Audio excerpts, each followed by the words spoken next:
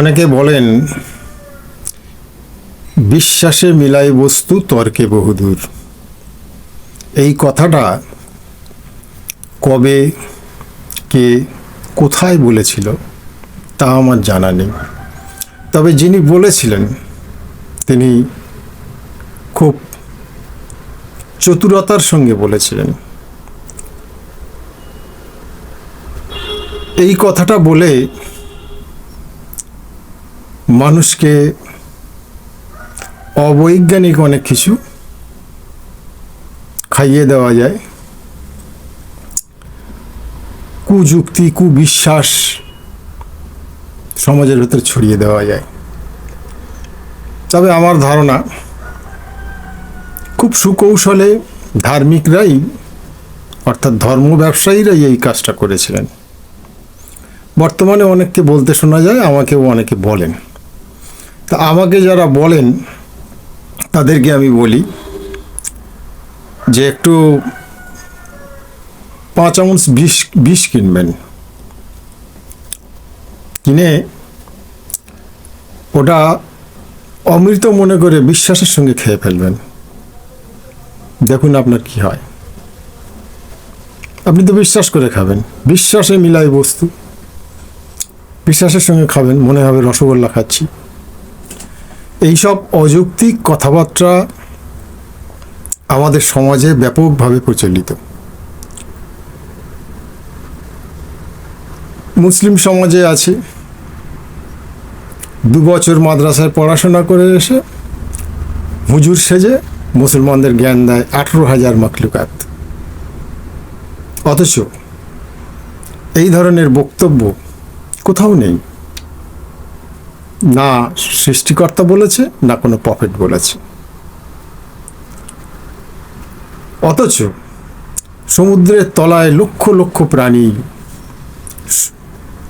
ডাঙায় লক্ষ লক্ষ প্রাণী, তো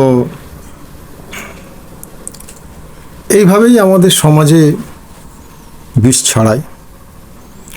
একজন খ্রিস্টান ফাদার, সে যখন বক্তব্য দিচ্ছে মানুষ শুনছে, তার কথাটাই ধ্রুব সত্য মনে করে নিচ্ছে,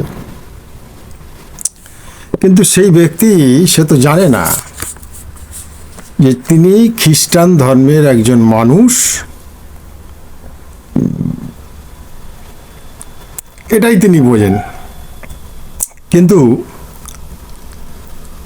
খ্রিস্টানরা 3টি দলে বিভক্ত হয়ে গেছে: রোমান ক্যাথলিক, প্রোটেস্ট্যান্ট, অর্থোডক্স। তো এদের আবার অসংখ্য শাখা আছে, অসংখ্য ছোট ছোট সম্প্রদায় আছে। প্রত্যেকটা সম্প্রদায়ের একটা আলাদা আলাদা বিশ্বাস আছে।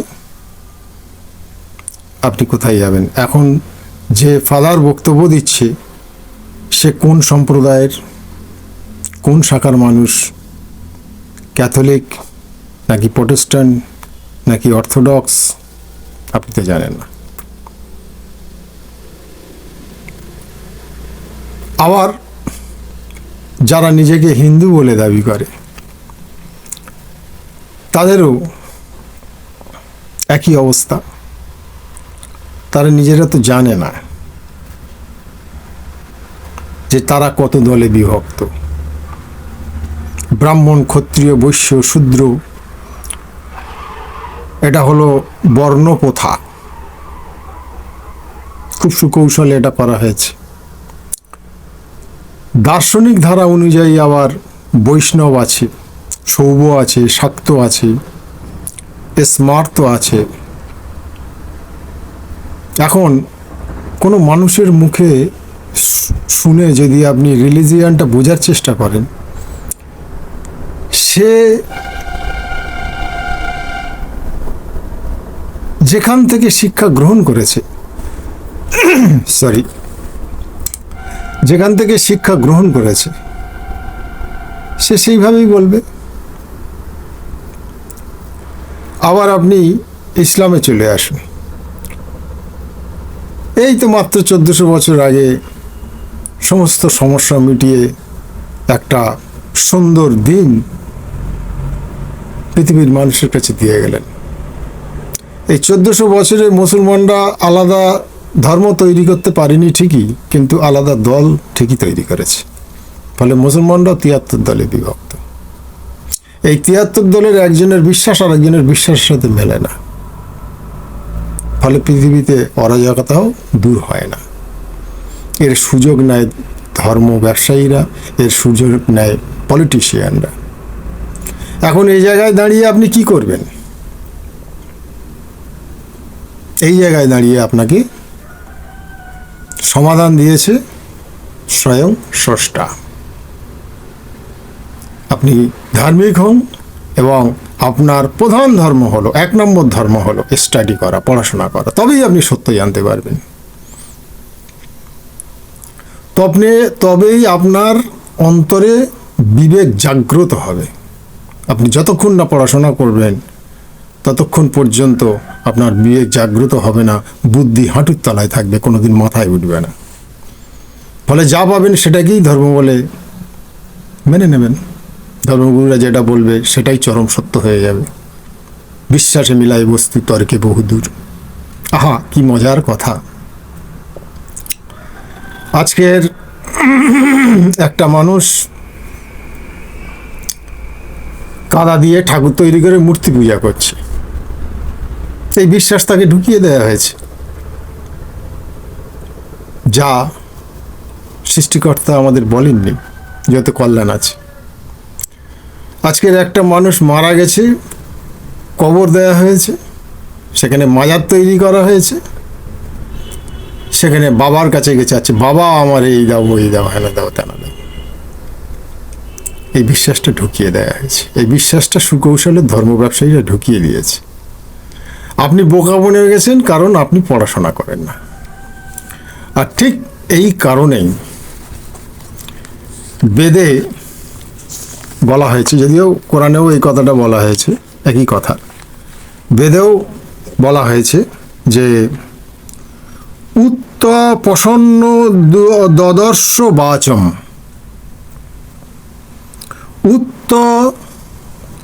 শ্রাবণ্য শ্রণ্যতে নাম। অর্থাৎ নির্বোধ লোকেরা গ্রন্থ দেখেও দেখে না, শুনেও শোনে না।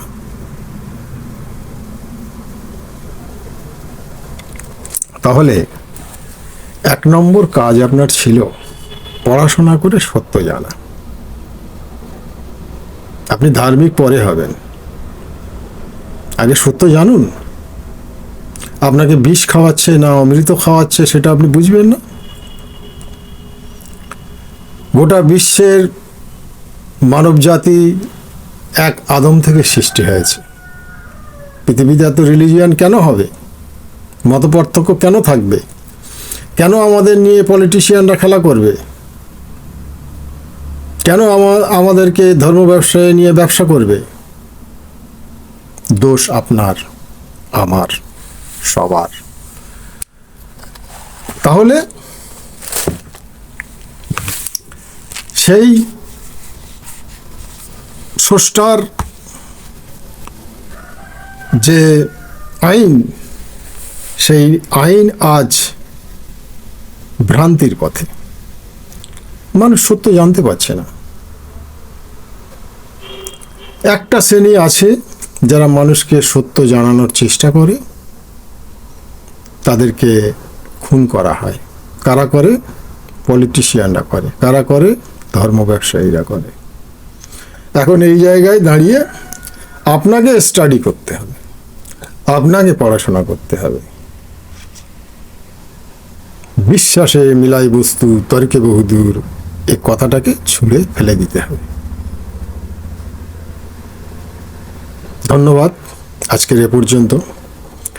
আমরা আস্তে আস্তে কোরআনের মধ্যে ঢুকবো। সেখানে আল্লাহর অনেক বক্তব্য রয়েছে স্রষ্টার, সেগুলো শুনলে আরও আপনার কাছে কনসেপ্ট ক্লিয়ার হয়ে যাবে। নিশ্চয়ই ঢুকবো। সবার উপরে শান্তি বর্ষিত হোক, এই আশা রেখে আজকের এ পর্যন্ত।